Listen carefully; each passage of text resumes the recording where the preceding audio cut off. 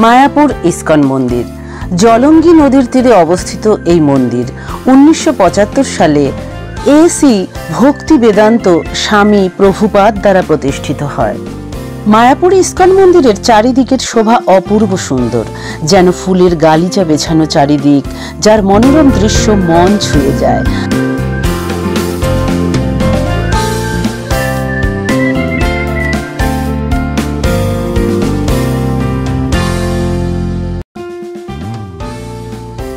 ফুলের গালিচা বেছানো পরিবেশে আর একটি স্বর্গীয় অপূর্ব দৃশ্য, যা মনকে নাড়া দিয়ে যায়।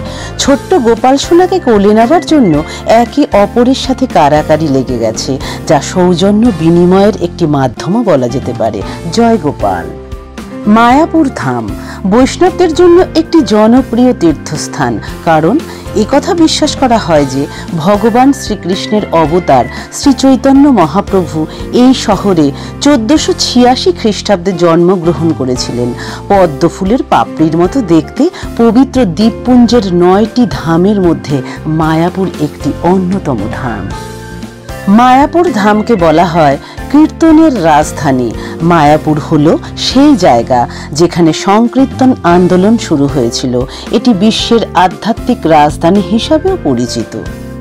বিশ্বব্যাপী সংকীর্তন আন্দোলনের জন্মস্থানও বলা যেতে পারে। প্রভুর পবিত্র নাম এখন বিশ্বের অনেক দেশের লোকেরা প্রতিদিন উচ্চারণ করে, যা এই ভিডিওর মাধ্যমে স্পষ্ট প্রমাণিত। হরে কৃষ্ণ হরে কৃষ্ণ। সাথে থাকুন বন্ধুরা আর দেখতে থাকুন।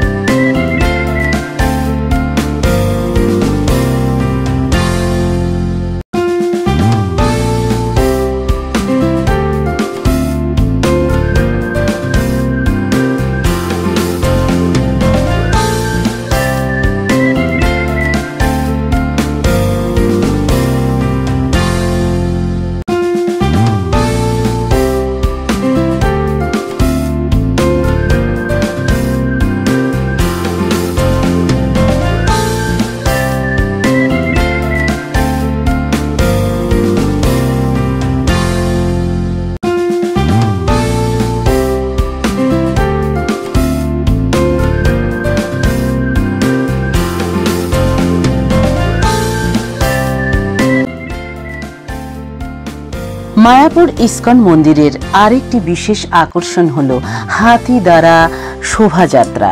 লক্ষ্মীপ্রিয়া ও বিষ্ণুপ্রিয়া এই দুই হাতি মায়াপুরের দর্শনার্থীদের দৃষ্টি আকর্ষণ করে থাকে খুব সহজেই। তারা মহিমান্বিতভাবে ক্যাম্পাসের চারিদিকে সন্ধ্যায় হাঁটাহাঁটি করে। আবাল বৃদ্ধ বনিতা সবাই কখনো তাদের নাম ধরে, আবার কখনো হাঁটি বা হাতি বলে ডেকে থাকে। সব সময় কিন্তু এই শোভাযাত্রা চোখে পড়ে না। শীতকালে 4 মাস ধরে এবং প্রতি শনিবার শ্রী শ্রী রাধা মাধব শোভাযাত্রা হয়ে থাকে। ভক্তদের কাছে হাতি শোভাযাত্রা নামে পরিচিত। আমি সেখানে শনিবার উপস্থিত ছিলাম না, তাই হাতির এই শোভাযাত্রা দর্শনের থেকে বঞ্চিত হয়েছি। আগামীতে যখন আবার যাব অবশ্যই তা আপনাদের সাথে শেয়ার করব।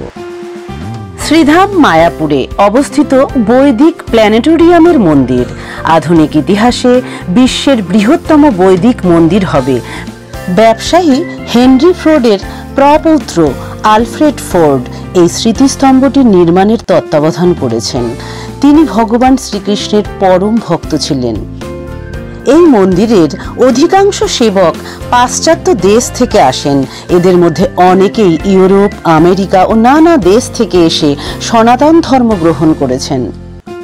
এই মায়াপুর পূর্বে যা শ্রী মনমহাপ্রভুর দ্বারা দণ্ডিত এবং শরণাপন্নিত চাঁদ কাজীর কবরস্থলের কারণে মিয়াপুর নামে পরিচিত ছিল।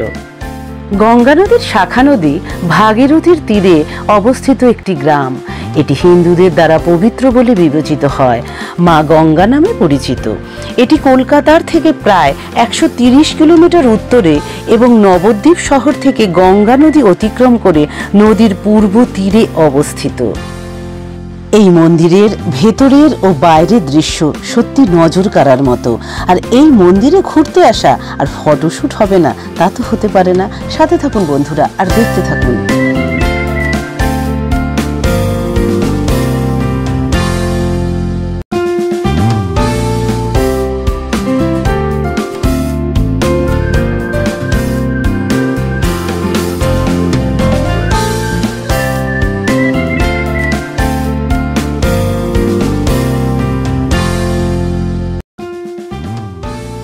মায়াপুর ইস্কন মন্দির দর্শনের দ্বিতীয় পর্বের ভিডিও আপনাদের কেমন লাগলো অবশ্যই জানাবেন।